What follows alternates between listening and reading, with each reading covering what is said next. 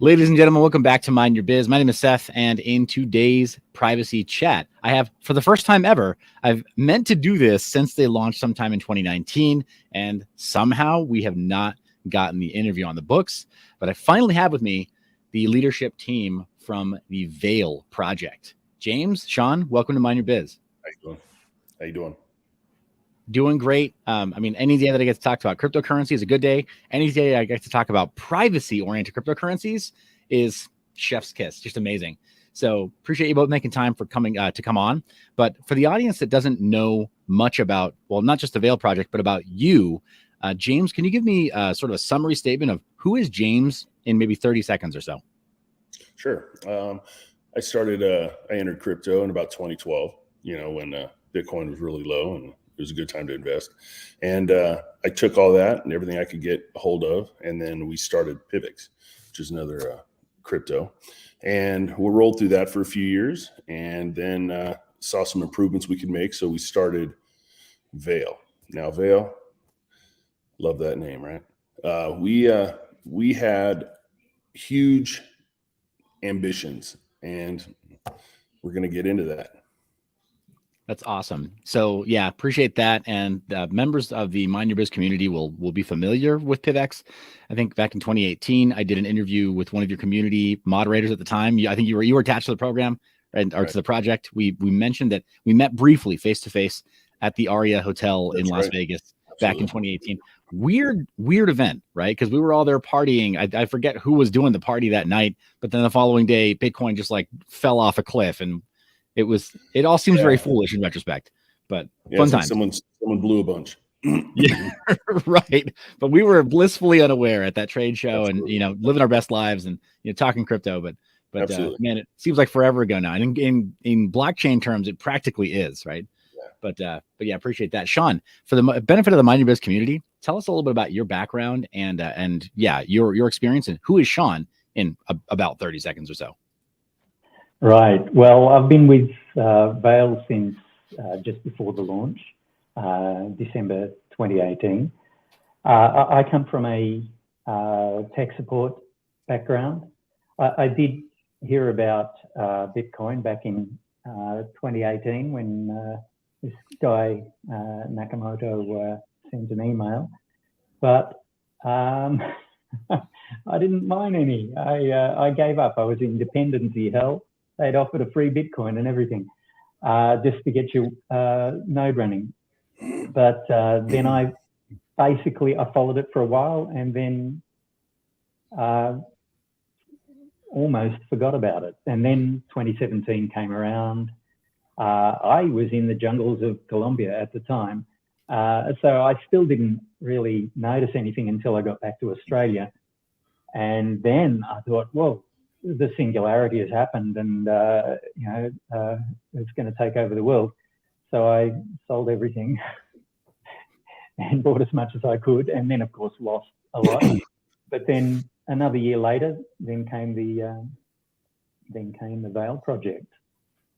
That's awesome. We'll appreciate that. And just to be clear, for the sake of clarity, you said 2018, but I think you meant 2008. It sounds like you were on the Cyberpunk Twister. 2008. It was in Australian time. It was October the 3rd, 2008. I was going to say, sometimes it feels like Australian time. It is like a 10-year difference. You're already 10 years into the future. There's so many founders and tech people who are contributing to the blockchain space being from that area. But that's when I great. Stopped following the Bitcoin mailing list was just after that dark web thing, the Silk Road started, and I looked at that and I thought, what are the stuff they're selling? I don't really want anything to do with that. And so that was it. I didn't have anything to do with it until December 2017. Okay, that makes a lot of sense. And it seems like certainly in the context of today's chat about privacy, I think most people who work on privacy-oriented projects know that if you're going to set up a dark web marketplace, the last thing you should do is transact on a public ledger. But hindsight's 2020. Well, they used to think it was private, and everybody was saying initially that Bitcoin was private, and that was a big snafu on their end once it came out. Yeah. Absolutely. And I asked Absolutely. ChatGPT, I asked ChatGPT about Bitcoin, and it went and said the old narratives of it's private and untraceable and all of this rubbish, 100% wrong. Yeah, no, well, I think what's funny is that that narrative has shifted over the years, right? To going from private to anonymous to pseudonymous to now we just sort of know there are so many little endpoints on social media and across the web that basically don't even make it pseudonymous anymore. It's very easy to blow your pseudonymity on Bitcoin and Absolutely. other similar networks. Yeah, you can't spend it, touch it, send it, use it without some public endpoint identifying who you are at this point. So Yeah, and the Dragnet with the, I mean, since then the Snowden revelations came out, the Dragnet is so vast, so broad, and so deep that you should just take for granted that everything you're doing is definitely being logged and tracked, absolutely. and that and even most VPNs that are being offered out in the the fact that they're so cheap means that your data is is the product and you are the product, right? It's you're still being logged. Need multi-hop, VPN within a VPN. Yeah, lots of layers there to privacy and security as a personal habit on being a citizen of the web. But let's talk about Veil and the problem domain that Veil is attempting to solve, right, and create solutions for. I think we talked earlier on before we started recording about how it's weird how you have these narratives that shift because it sort of becomes more better documented and understood that there are problems with previous assumptions about privacy and about anonymity and about certain protocols that people use to achieve them. And I think we determined that there are a couple of privacy coins, right? Privacy projects that discovered that their protocols were broken fundamentally. Yeah. Let's talk about how Veil fixes some of that and maybe even how Veil was caught up in it and how you've responsibly disclosed that and are fixing it. Yeah. So originally, we had, Veil started out with staking for zero coin. We always been proof of work and proof of stake.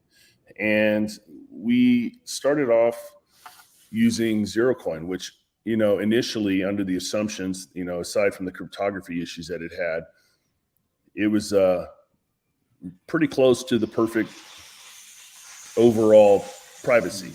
It disconnected any tracing on the blockchain because it essentially swapped out your token every time you send it. So that was all great, and then it got to the point where we started hearing from some other people that, they were noticing some odd transactions occurring and stuff. So we started tracking it down, and Press Tab at the time, who's the lead developer at that time, he found a break in the cryptography essentially. So we pretty much immediately told everybody, and we submitted the fix to the original developer, which he accepted, and we were the first add to that cryptography on GitHub or whatnot for years, I think. And then as we were digging into it, we found another problem. So at that point, we were like, well, too many issues, can't trust it. So we started migrating. We basically removed all the privacy from the transaction aspect, and then we found another protocol.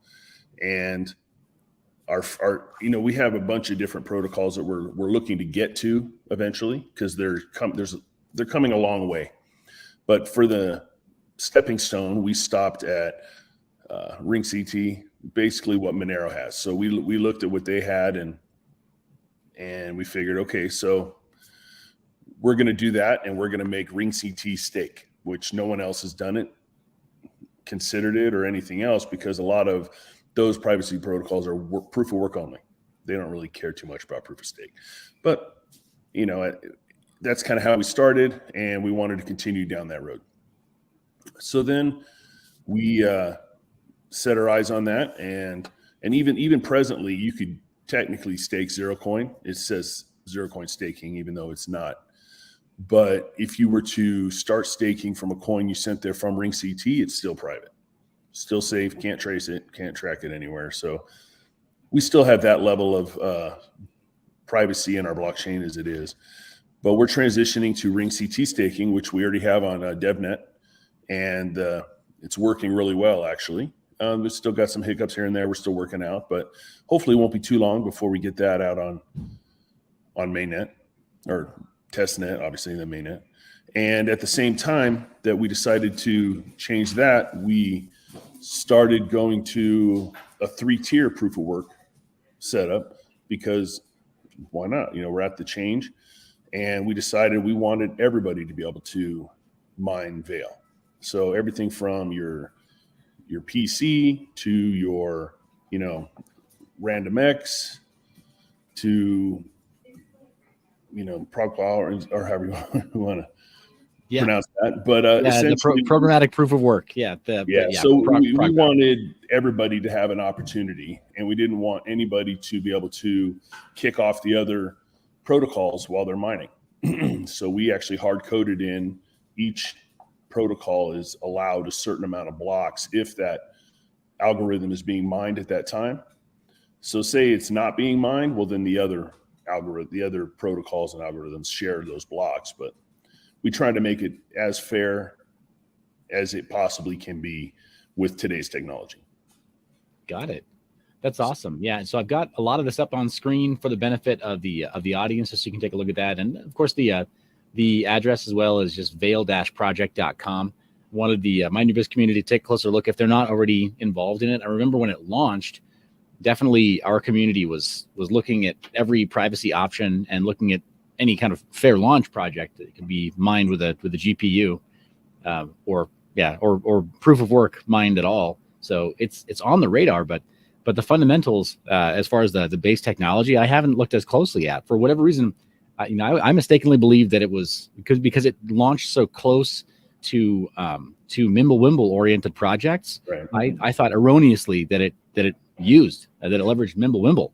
A lot of people thought that. I mean, there was a lot of rumors going around at the time. It was, one technology or another, and yeah, I guess we could have held off a few months launching, and maybe wouldn't have, had so much confusion. And honestly, I don't think we even knew that they were launching, because they kind of came out of the closet real quick, and within like 30 days launched. And we had been working on it, and we had our launch date set for like 6 months. So we weren't really paying attention too much to what was going on around us at the time. But in hindsight, it is what it is at this point. Yeah. Well, let's talk a little bit about some of the fundamental privacy tech that Veil use. These technologies, they're pretty well established. Ring CTs, stealth addresses, Dandelion protocol, or Dandelion plus, I guess, is the latest iteration. I don't know. Yeah. It's kind of, that's actually a nice, the onion bloom and all that kind of stuff is how it's kind of how that works. And it's a good obfuscation protocol. It makes it really hard to trace all the transactions and where they're stemming from, because your IP addresses are out there, and if someone can find your IP, then they can find your wallet, and they can track your transactions from another avenue. So the whole object is you need to pretty much try and patch all those holes the best you can. And of course, there's a huge billion-dollar organization out there who's trying to come up with new ways to look at your data and, doing anything. So it's basically ongoing. Well, it's funny because for them, it's not even cops and robbers; it's cat and mouse, right? Like they're for them.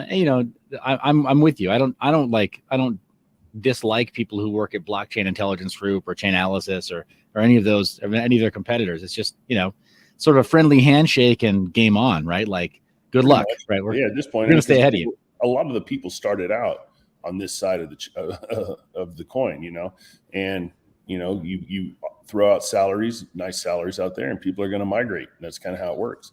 So I can't blame them for that. Everybody's got bills to pay. Everybody's got things to do. Plus, it's fun. I mean, you're working in the tech, and you get to do what you enjoy doing. So I get it. Yeah, but I mean, people. It's just like an infosec, right? Sometimes people will place a premium over being on red team, and it's like not everyone can be red team, not everyone can be on that side of privacy tech either, and blockchain analysis and everything. Like we do need to break. Always better than in the end, a good defense is better than a great offense. In a lot of ways. So yeah. Yeah, completely. So let's talk a little bit about upcoming milestones or anything that that the Mind Your Biz community should look forward to with the Veil project right now. You mentioned that there are a couple things that are imminent, and what is the what's the most pressing thing that's coming out of the Veil project right now? The most pressing thing is we're trying to get Ring CT staking on mainnet. It's working phenomenally in our DevNet, which is just a private network developers use. And after that, then it'll be in the public test net where everybody can just log in, get some free coins and start mining or staking or whatever they want to do.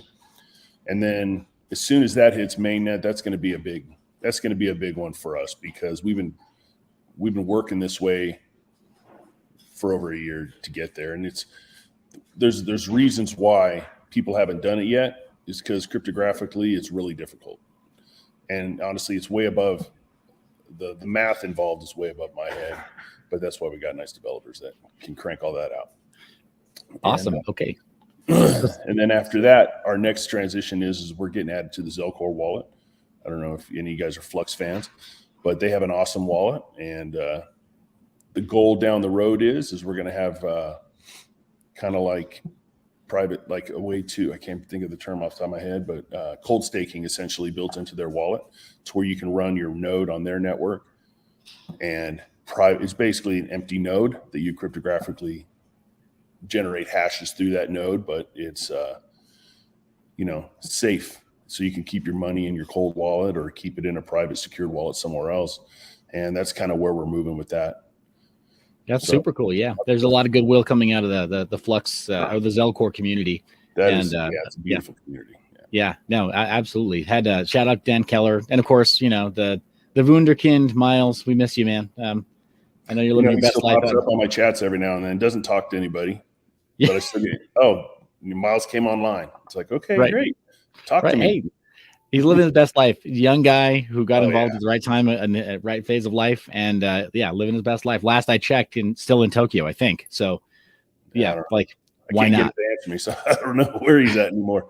Right. Yeah. Right. So that's cool though, that there's really great development that's happening between those two communities. Because at this point, I mean, if you can find another team, and I mean, Paul from Edge Wallet is another great example of one of these wallet like builders, right? Builders in the wallet space, wallet client space, who have a focus on privacy. If they want the same objectives and they're willing to put in the work to have a multi-coin privacy oriented wallet, then why wouldn't you just kind of like link arms? It's a win-win for everybody. So yeah, right.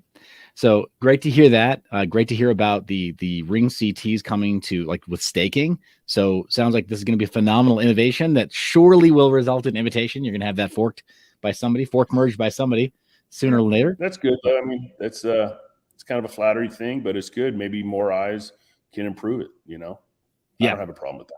Yeah, well, it's going to happen. It's the nature of open source. So hopefully it's in the best, right? Best of spirits and in the best possible collaborative way. But looking forward to the worst seeing thing that is when somebody basically clones it, launches it, and then scams somebody. That's the worst possible scenario. If someone's going to come in and they're going to help develop the protocol and they're going to make it better, I'm all for that. Because we can also pull those improvements in, just like they pulled the base code in, and I don't have a problem working with other teams. It's better for the entire environment. So that's the end goal.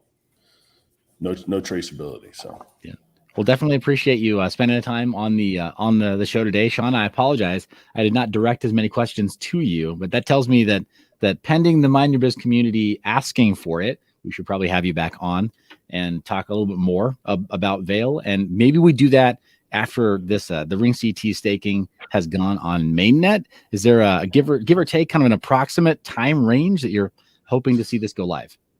I learned early on that I don't ask, or you can tell your developers, hey, we need this by this date, and they start struggling, they start missing things, and it's more. I've learned to step back and be like, okay, you tell us when it's ready. When you're confident and you've gone through it 3, 4, 5 times, and you're sure that it's working as you expect it to. So as far as that goes, I kind of stay out of the whole date things now. It kind of backfired on me early on, so I'll be looking at Vail on Zelcor before we have ring CT staking. But Great. anyway, it works great as it is. It's brilliant privacy, and at this price, anyone can become a whale.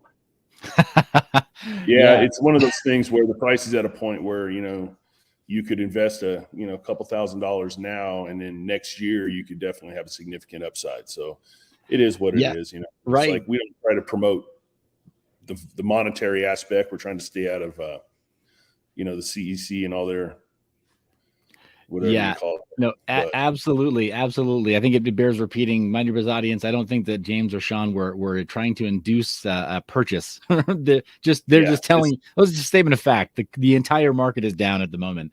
So absolutely. It's when we go back to number go up, everyone's a genius season. You'll look like a genius for having some Vail in your portfolio. Yeah, so that's good. Yeah, appreciate you both being on the channel, and look forward to seeing your the roadmap kind of come to life and having you back on. Thank you so much for no privacy.